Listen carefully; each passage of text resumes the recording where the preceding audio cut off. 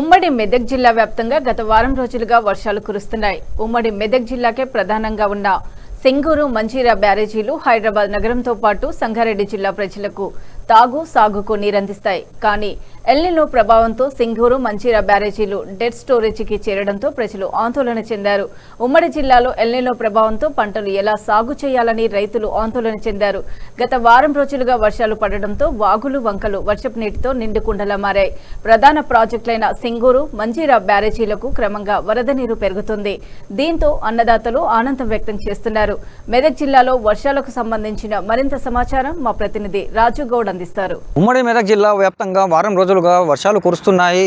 మెదక్ జిల్లాలో ఎల్నినో ప్రభావంతో పంటలు ఎలా సాగు చేసుకోవాలనే ఆందోళన ఉన్న రైతులు వర్షాలు పడడంతో పంటలు సాగు చేసుకునేందుకు సన్నద్ధమయ్యారని చెప్పవచ్చు. మెదక్ జిల్లాకే ప్రధానంగా ఉన్న సింగూరు, మంజీరా బ్యారేజీలకు వరద నీరు రావడంతో డెత్ స్టోరేజీ ఉన్న బ్యారేజీలు కొంత మేరకు నీరు చేరడంతో రైతులు ఆనందం వ్యక్తం చేస్తున్న పరిస్థితి ఉంది.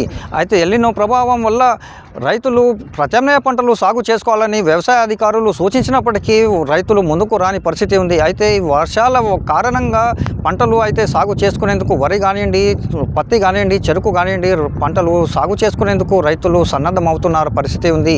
అయితే ఏమైనప్పటికీ ఎల్నినో ప్రభావాన్ని దాటేందుకు ఈ వర్షాలు సరిపోవని, మరీ కొన్ని వర్షాలు పడితే కానీ పంటలు సాగు చేసుకునేందుకు దిగుబడి రాదని చెప్పేసి అయితే రైతులు భావిస్తున్న పరిస్థితి ఉంది.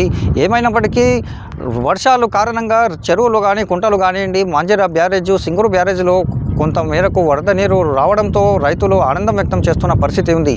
కెమెరామెన్ జనార్దన్తో రాజుగౌడ్, స్టార్ 9 న్యూస్, మెదక్ జిల్లా నుంచి. కామన్గా సడన్గా ఇప్పుడు నాతో మాట్లాడినాక పెడతావు కదా, అట్లా చూడు ఒకసారి. అదే సైన్ చేసుకుని మాట్లాడినాక తీయాలి, ఇప్పుడు తీయకన్నా.